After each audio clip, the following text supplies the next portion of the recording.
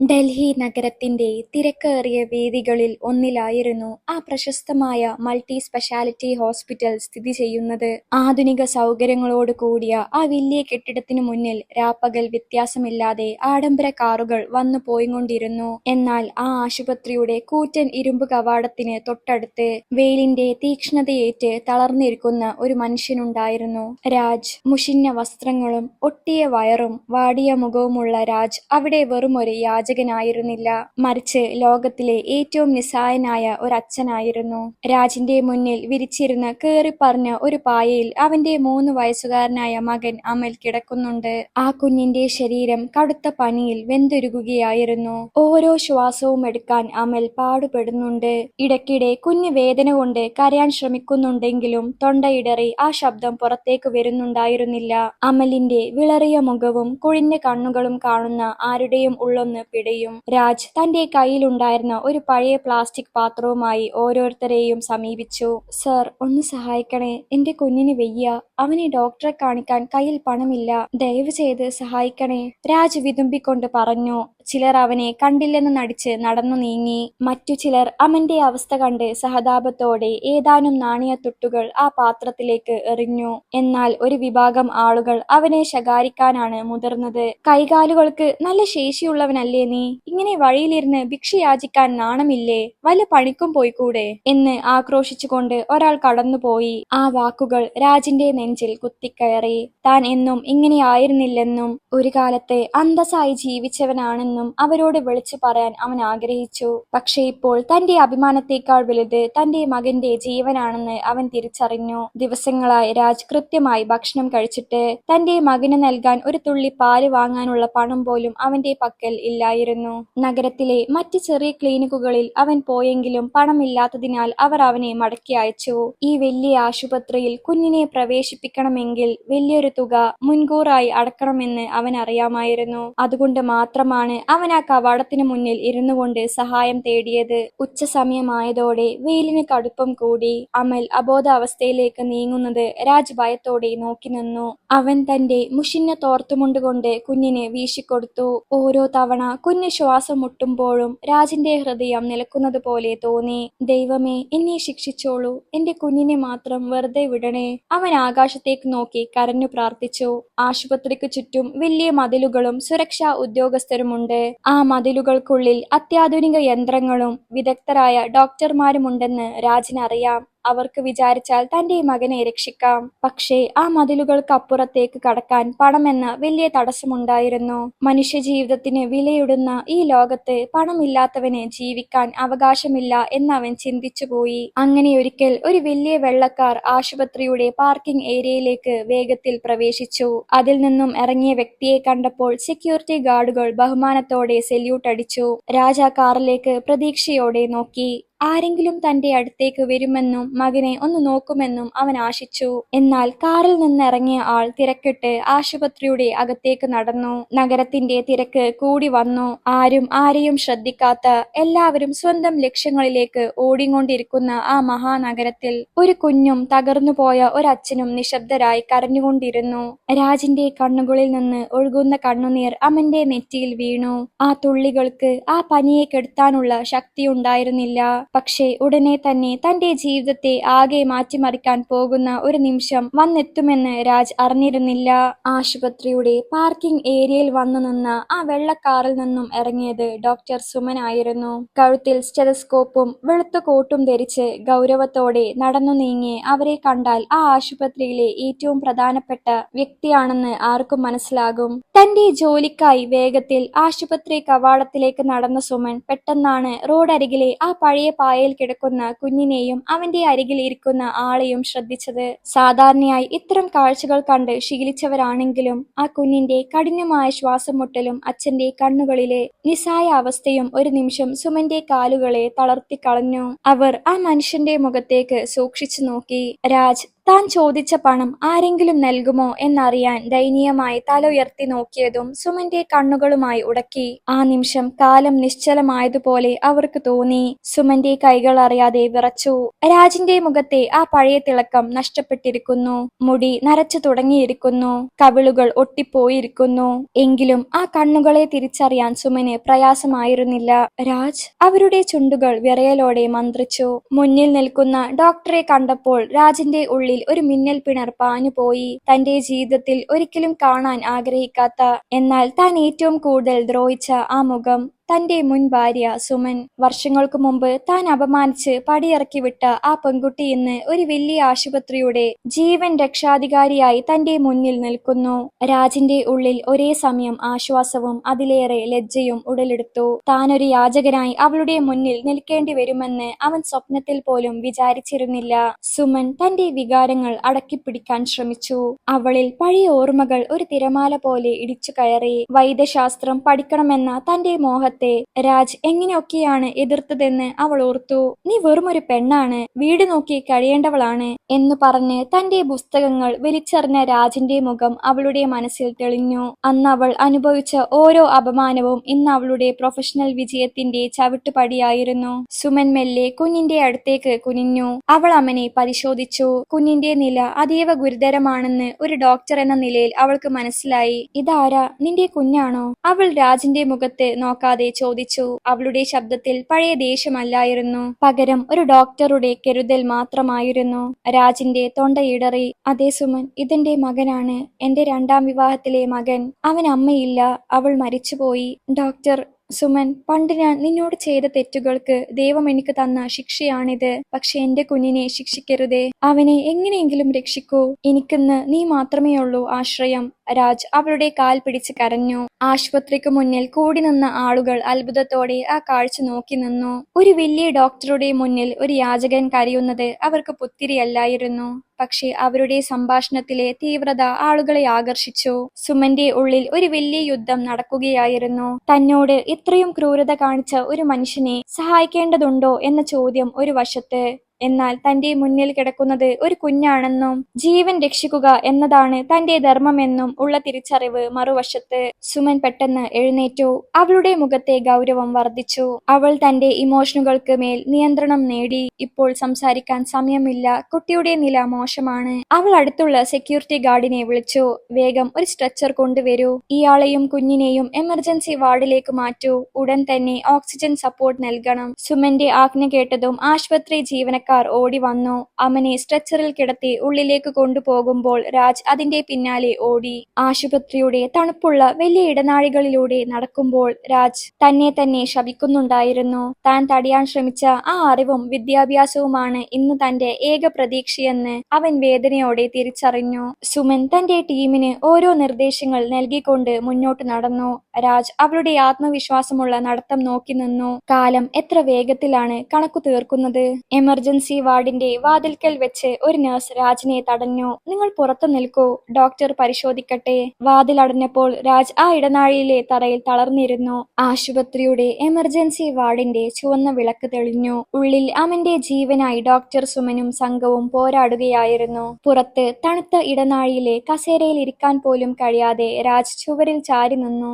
ഓരോ നിമിഷവും ഓരോ യുഗം പോലെ അവന് തോന്നി. ആ വലിയ ആശുപത്രിയിലെ ശുചിത്വവും തിരക്കും യന്ത്രങ്ങളുടെ ശബ്ദവും അവനെ ഭയപ്പെടുത്തി. പണമില്ലാത്ത താൻ എങ്ങനെ ഇവിടെ നിൽക്കുമെന്ന ഭയം ഒരു വശത്ത്, മകന് എന്ത് സംഭവിക്കുമെന്ന വേവലാതി മറുവശത്ത്. പെട്ടെന്ന് വാർഡിൽ നിന്നും ഒരു നഴ്സ് പുറത്തേക്ക് വന്നു. രാജ് പ്രതീക്ഷയോടെ അവരുടെ അടുത്തേക്ക് ഓടിച്ചെന്നു.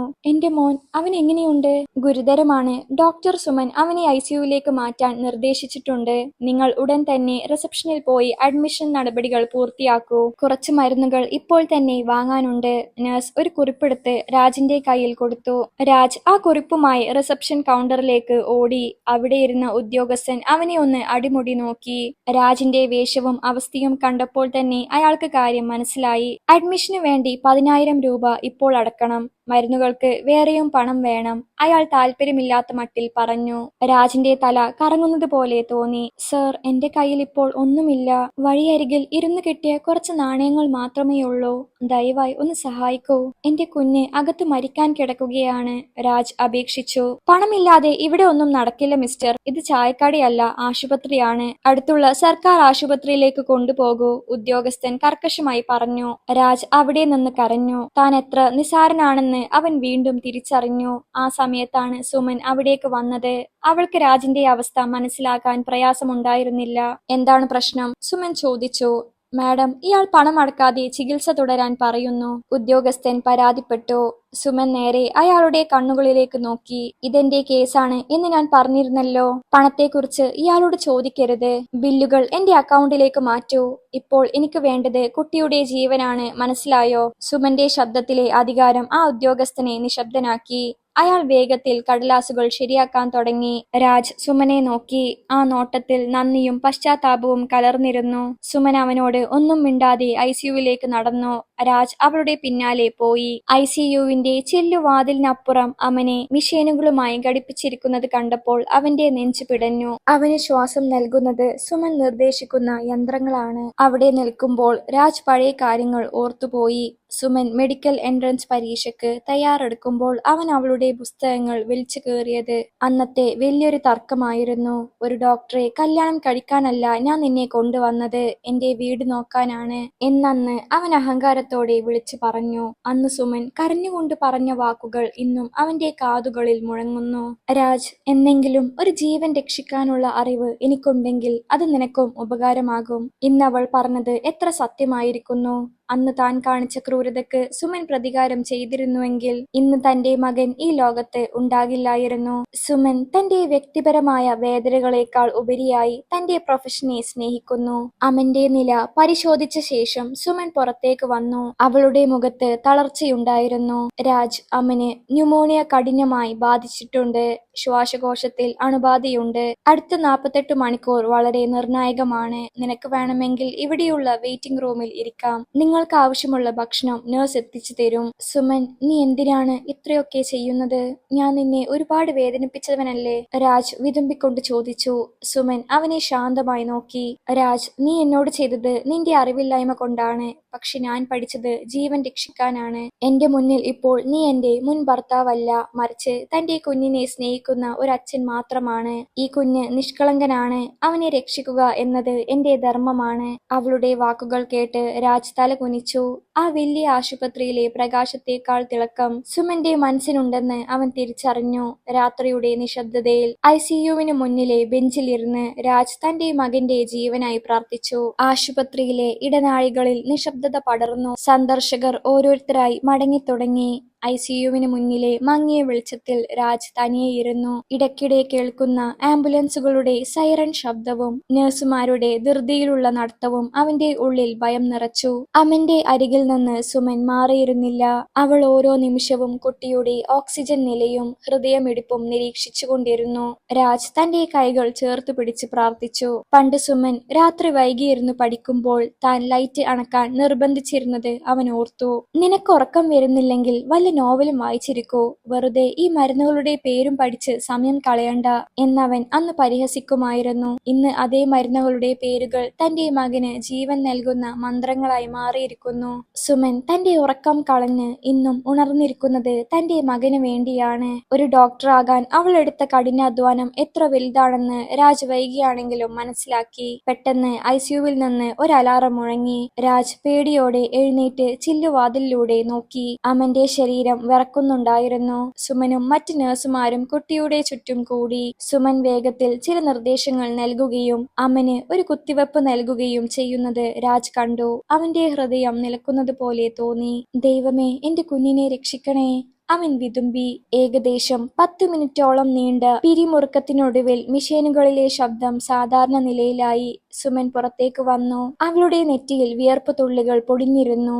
രാജ് ഓടിച്ചെന്ന് അവളുടെ കൈകളിൽ പിടിച്ചു. സുമൻ, എന്തു പറ്റി? എന്റെ മോൻ. സുമൻ ഒരു ദീർഘശ്വാസം വിട്ടു. പേടിക്കാനില്ല രാജ്. ശ്വാസതടസ്സം അല്പം കൂടിയിരുന്നു. ഇപ്പോൾ അത് നിയന്ത്രണത്തിലാണ്. അമന്റെ പ്രതിരോധശേഷി വളരെ കുറവാണ്. അതുകൊണ്ടാണ് ശരീരം പെട്ടെന്ന് പ്രതികരിക്കാത്തത്. പക്ഷെ അവൻ ഒരു പോരാളിയാണ്. അവൻ അതിജീവിക്കും. രാജ് ആശ്വാസത്തോടെ താഴെയിരുന്നു. സുമൻ അവന്റെ അരികിൽ വന്നു നിന്നു. നീ കുറച്ചു നേരമായി ഭക്ഷണം കഴിച്ചിട്ട്. ക്യാൻറ്റീൻ ഇപ്പോൾ അടക്കും. ഞാൻ ആരോടെങ്കിലും പറഞ്ഞ് നിനക്ക് കുറച്ച് ഭക്ഷണം എത്തിക്കാം. വേണ്ട സുമൻ, എനിക്ക് വിശപ്പില്ല. നീ ഇത്രയും ചെയ്യുന്നത് കാണുമ്പോൾ എനിക്ക് എന്നോട് തന്നെ വെറുപ്പ് തോന്നുന്നു. പണ്ട് ഞാൻ നിന്നെ എത്രമാത്രം വിഷമിപ്പിച്ചിട്ടുണ്ട്. പക്ഷെ ഇന്ന് നീ അതൊന്നും ഓർക്കാതെ എന്നെ സഹായിക്കുന്നു. നീ യഥാർത്ഥത്തിൽ ഒരു മാലാഖയാണ്. രാജിന്റെ കണ്ണുകൾ വീണ്ടും നിറഞ്ഞു. സുമൻ മൃദുവായി പുഞ്ചിരിച്ചു.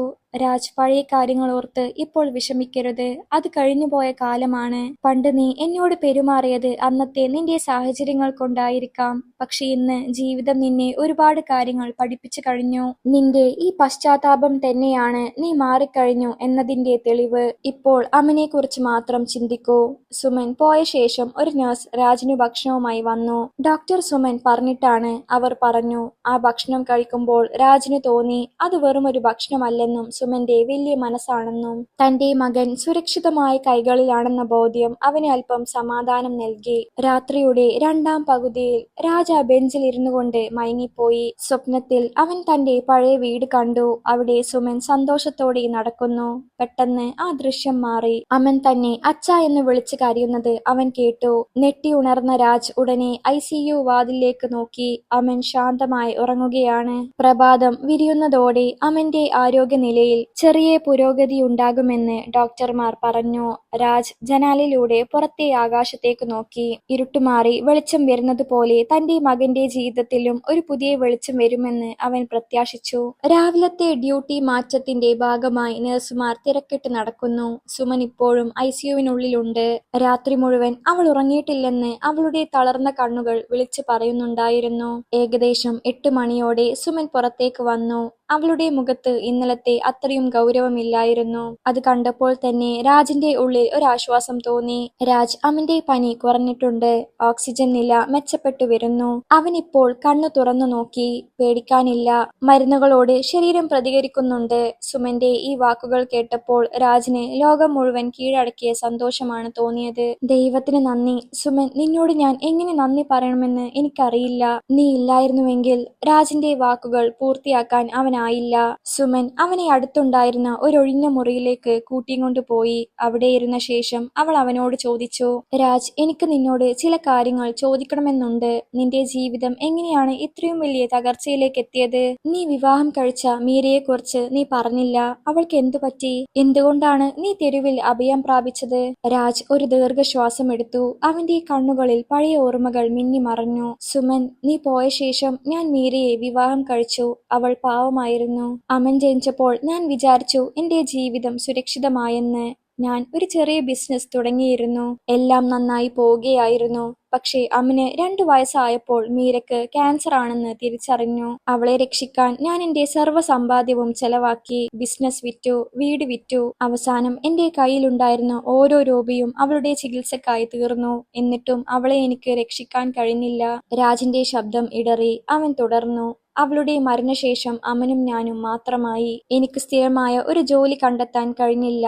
അതിനിടയിലാണ് അമന് ശ്വാസം മുട്ടൽ തുടങ്ങിയത്. കൂലിപ്പണി ചെയ്ത് കിട്ടുന്ന പണം അവന്റെ മരുന്നിന് പോലും തികയാതായി. ഇന്നലെ അവന്റെ നില വല്ലാതെ മോശമായപ്പോൾ എന്റെ കയ്യിൽ ഒരു പൈസ പോലും ഉണ്ടായിരുന്നില്ല. ഒടുവിൽ ഗതികെട്ടാണ് ഞാൻ ആ ആശുപത്രി കവാടത്തിൽ ഭിക്ഷയാചിക്കാൻ ഇരുന്നത്. എന്റെ മകൻ എന്റെ മുന്നിൽ കിടന്ന് പിടയുന്നത് കാണാൻ സഹിക്കാൻ കഴിഞ്ഞില്ല സുമൻ.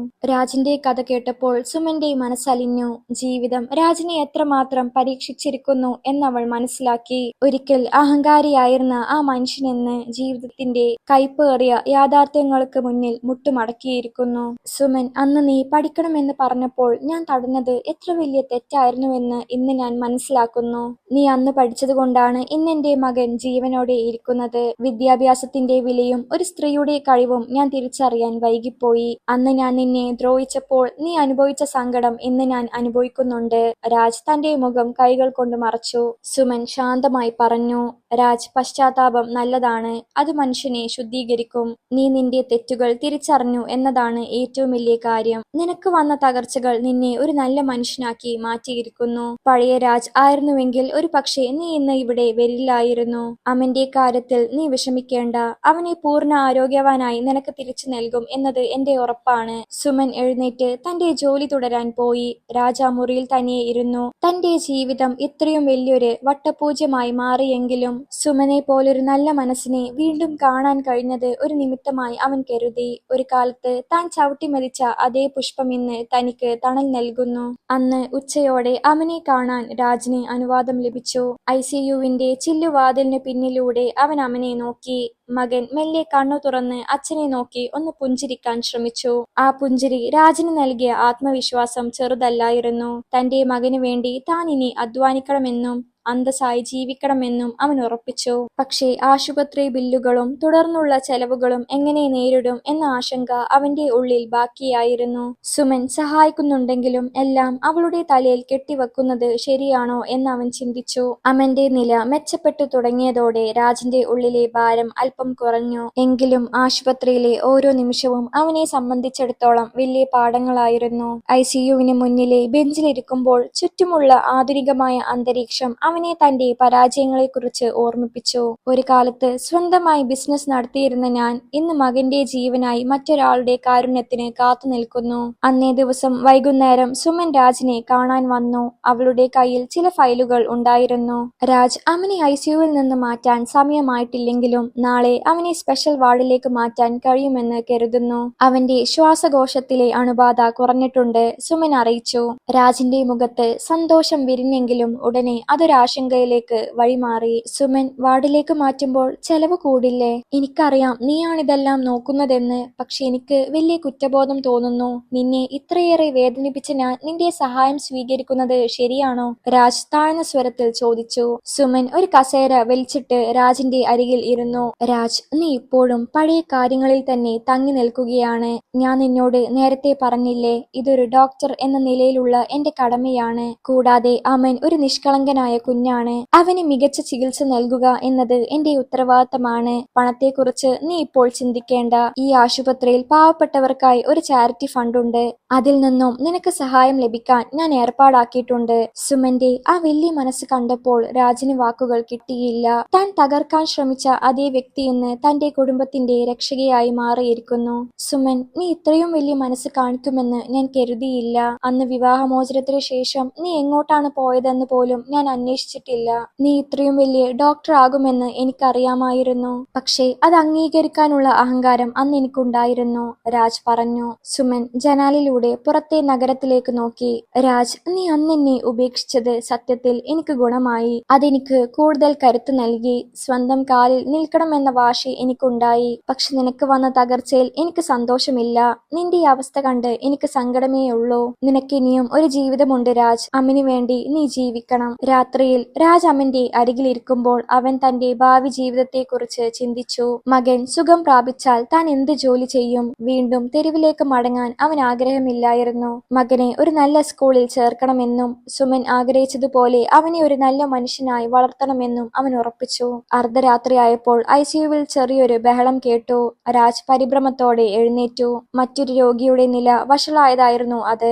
ഡോക്ടർമാരും നഴ്സുമാരും ഓടി നടക്കുന്നത് കണ്ടപ്പോൾ ജീവൻ എത്രമാത്രം വിലപ്പെട്ടതാണെന്ന് അവൻ ഒരിക്കൽ കൂടി തിരിച്ചറിഞ്ഞു. ഈ തിരക്കിനിടയിലും സുമൻ തന്റെ മകനെ പ്രത്യേകം ശ്രദ്ധിക്കുന്നുണ്ട്. പിറ്റേന്ന് രാവിലെ അവനെ സ്പെഷ്യൽ വാർഡിലേക്ക് മാറ്റി. അവൻ കണ്ണു തുറന്ന് രാജിനെ നോക്കി. അച്ഛാ എന്ന് വിളിച്ചു. ആ വിളി കേട്ടപ്പോൾ രാജിന്റെ കണ്ണുകളിൽ നിന്ന് ആനന്ദ കണ്ണീർ ഒഴുകി. മാസങ്ങൾക്ക് ശേഷമാണ് അവൻ തന്റെ മകന്റെ ശബ്ദം വ്യക്തമായി കേൾക്കുന്നത്. അവന്റെ കൈകൾ പിടിച്ചുകൊണ്ട് അവൻ പറഞ്ഞു, മോനെ, നിനക്ക് ജീവൻ നൽകിയത് ഒരു വലിയ മാലാഖയാണ്. അവരെ നാം ഒരിക്കലും മറക്കരുത്. ആശുപത്രി ആശുപത്രിയിലെ ആ കൊച്ചുമുറിയിൽ രാജ് അവന് ഭക്ഷണം നൽകിക്കൊണ്ടിരിക്കുമ്പോൾ സുമൻ അവിടേക്ക് വന്നു. ആ കുഞ്ഞിന്റെ മുഖത്തെ തെളിച്ചം കണ്ട് സുമന്റെ മുഖത്തും ഒരു സംതൃപ്തി വിരിഞ്ഞു. എന്നാൽ രാജിന്റെ പരീക്ഷണം അവിടെ അവസാനിച്ചിരുന്നില്ല. ഒരു വൈകുന്നേരം സുമൻ വാർഡിലെത്തിയപ്പോൾ രാജ് തനിയെ ജനാൽക്കൽ നിൽക്കുകയായിരുന്നു. സുമൻ അമനെ പരിശോധിച്ച ശേഷം രാജിന്റെ അടുത്തേക്ക് നടന്നു. അമന്റെ നില ഇപ്പോൾ വളരെ തൃപ്തികരമാണ് രാജ്. അടുത്ത 2 ദിവസത്തിനുള്ളിൽ അവനെ ഡിസ്ചാർജ് ചെയ്യാൻ കഴിയുമെന്ന് ഞാൻ കരുതുന്നു, സുമൻ പറഞ്ഞു. രാജ് സുമന്റെ മുഖത്തേക്ക് നോക്കി. അവന്റെ കണ്ണുകൾ നിറഞ്ഞിരുന്നു. സുമൻ, നീ എന്തിനാണ് എന്നോട് ഇത്രയും കരുണ കാണിക്കുന്നത്? പണ്ട് ഞാൻ നിന്നെ വേദനിപ്പിച്ചതുപോലെ നീ എന്നോട് പെരുമാറിയിരുന്നുവെങ്കിൽ എനിക്ക് പരാതി ഉണ്ടാകുമായിരുന്നില്ല. പക്ഷേ നീ ചെയ്തത് നേരെ വിപരീതമാണ്. എന്റെ തെറ്റുകൾക്ക് നീ നൽകിയ ശിക്ഷ നിന്റെ സ്നേഹവും കരുണയുമാണ്. അതെന്നെ വല്ലാതെ വേദനിപ്പിക്കുന്നു, രാജ് വിതുമ്പിക്കൊണ്ട് പറഞ്ഞു. സുമൻ ശാന്തമായി പറഞ്ഞു. രാജ്, പകരം വീട്ടുന്നത് പരാജയപ്പെട്ടവനാണ്. പണ്ട് നീ എന്നെ ഒരു പെണ്ണായി മാത്രം കണ്ടു. പക്ഷെ ഇന്ന് ഞാൻ ഒരു ഡോക്ടറാണ്. ഈ വ്യത്യാസമാണ് എനിക്ക് നിന്നോട് ക്ഷമിക്കാൻ കരുത്ത് നൽകുന്നത്. ജീവിതം നമുക്ക് മുമ്പിൽ പല വഴികൾ തുറക്കും. നീ തെരഞ്ഞെടുക്കുന്ന വഴി തെറ്റായിരുന്നുവെന്ന് കാലം നിന്നെ ബോധ്യപ്പെടുത്തി. നിന്റെ ഈ മാറ്റമാണ് എനിക്ക് വേണ്ട ഏറ്റവും വലിയ പ്രതികാരം. പണ്ട് ഞാൻ കണ്ട ആ അഹങ്കാരിയായ രാജല്ല ഇന്ന് എന്റെ മുന്നിൽ നിൽക്കുന്നത്. സുമന്റെ വാക്കുകൾ രാജിന്റെ ഉള്ളിൽ ആഴ്ന്നിറങ്ങി. തന്റെ അറിവില്ലായ്മ കൊണ്ടാണ് താൻ സുമനെ പോലൊരു സ്വഭാവഗുണമുള്ള സ്ത്രീയെ നഷ്ടപ്പെടുത്തിയതെന്ന് അവൻ വീണ്ടും വീണ്ടും തിരിച്ചറിഞ്ഞു. സുമൻ, അമനെ ആശുപത്രിയിൽ നിന്ന് കൊണ്ടുപോയാൽ എനിക്ക് എങ്ങോട്ട് പോകണമെന്ന് അറിയില്ല. എങ്കിലും നിന്റെ ഉപകാരം ഞാൻ മറക്കില്ല. എനിക്കൊരു ജോലി കണ്ടെത്തണം, അമനെ വളർത്തണം. എന്നെങ്കിലും എനിക്ക് നിന്റെ ഈ കടം വീട്ടാൻ കഴിയുമോ എന്നറിയില്ല. സുമൻ പുഞ്ചിരിച്ചു. കടം വീട്ടാനല്ല ഞാൻ ഇതൊന്നും ചെയ്തത് രാജ്. നിനക്ക് ഒരു പുതിയ ജീവിതം തുടങ്ങാൻ ഞാൻ സഹായിക്കാം. അമന്റെ നല്ല ഭാവിക്ക് വേണ്ടി നീ പ്രയത്നിക്കണം, അത് മതി എനിക്ക്. രാജ് ആ രാത്രി അമന്റെ അരികിൽ കിടക്കുമ്പോൾ ഒരു കാര്യം ഉറപ്പിച്ചു. ഇനിയുള്ള ജീവിതം മറ്റുള്ളവർക്ക് ഗുണകരമാകുമെന്ന രീതിയിൽ ജീവിക്കണം. സുമൻ തനിക്ക് നൽകിയത് ഒരു ജീവൻ മാത്രമല്ല, ഒരു പുതിയ കാഴ്ചപ്പാട് കൂടിയാണ്. അമൻ പൂർണ്ണ ആരോഗ്യവാനായി മാറുന്ന കാഴ്ച രാജിന്റെ മനസ്സിൽ വലിയ ആശ്വാസമാണ് നൽകിയത്. ആശുപത്രിയിലെ മരുന്നുകളേക്കാൾ സുമന്റെ കരുതലും സ്നേഹവുമാണ് കുഞ്ഞിനെ വേഗത്തിൽ സുഖപ്പെടുത്തിയതെന്ന് രാജ് വിശ്വസിച്ചു. ഡിസ്ചാർജ് ചെയ്യുന്നതിന് തലേ ദിവസം സുമൻ രാജിനെ തന്റെ ക്യാബിനിലേക്ക് വിളിച്ചു. സുമൻ അമന്റെ ഡിസ്ചാർജ് പേപ്പറുകളും മരുന്നുകളുടെ കുറിപ്പും അവന് കൈമാറി. രാജ്, അമനിനി പ്രത്യേക ശ്രദ്ധ ആവശ്യമാണ്. തണുപ്പും പൊടിയും ഏൽക്കാതെ നോക്കണം. ഈ മരുന്നുകൾ കൃത്യസമയത്ത് നൽകണം, സുമൻ വിശദീകരിച്ചു. രാജ് പേപ്പറുകൾ വാങ്ങുമ്പോൾ അവന്റെ കൈകൾ വിറക്കുന്നുണ്ടായിരുന്നു. സുമൻ അവനെ നോക്കി.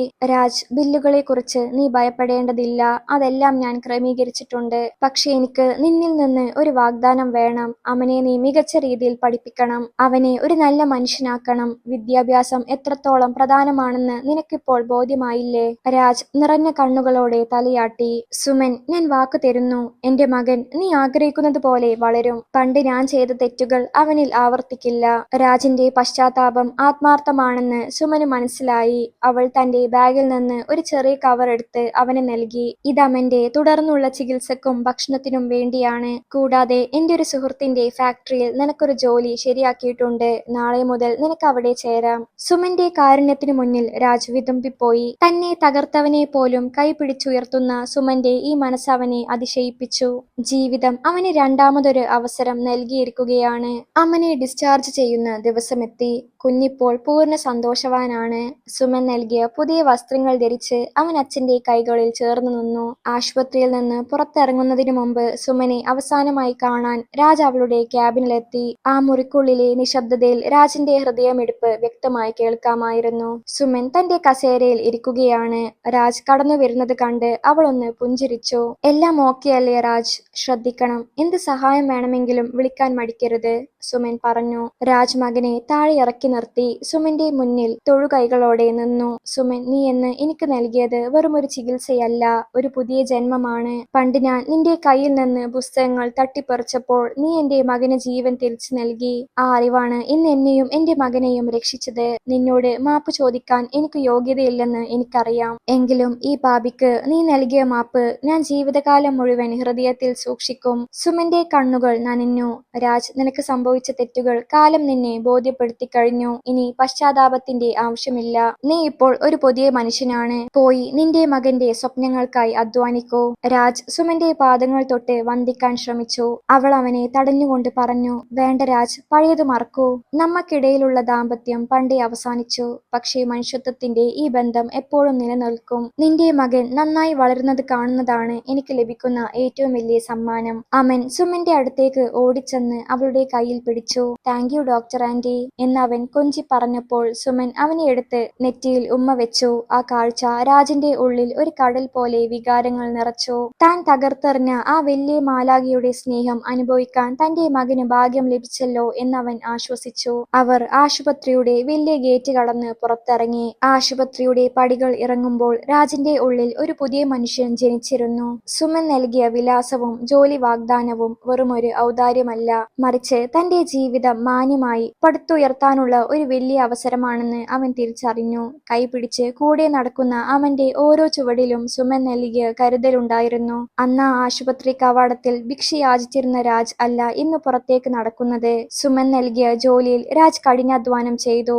സുമൻ തന്റെ സുഹൃത്തിന്റെ ഫാക്ടറിയിൽ നൽകിയ ജോലിയിലൂടെ രാജ് അന്തസ്സായി ജീവിക്കാനുള്ള വരുമാനം കണ്ടെത്തി. തന്റെ സമ്പാദ്യത്തിന്റെ ഒരു ഭാഗം അവൻ മകന്റെ വിദ്യാഭ്യാസത്തിനായി മാറ്റിവെച്ചു. അമനെ ഒരു സ്കൂളിൽ ചേർത്തപ്പോൾ പണ്ട് സുമന്റെ പുസ്തകങ്ങൾ കീറിയെറിഞ്ഞ തന്റെ വിരലുകൾ കൊണ്ട് മകന് പുതിയ പുസ്തകങ്ങൾ അവൻ വാങ്ങി നൽകി. ആ ഓരോ പുസ്തകത്തിലും സുമന്റെ മുഖമാണ് അവൻ കണ്ടത്. അറിവില്ലാത്തവർ തകർക്കാൻ ശ്രമിക്കുന്ന അറിവ് തന്നെയാണ് ലോകത്തെ നിലനിർത്തുന്നതെന്ന് അവൻ ഓരോ നിമിഷവും മകനെ പഠിപ്പിച്ചു. സുമനും തന്റെ ജീവിതത്തിൽ സമാധാനം കണ്ടെത്തി.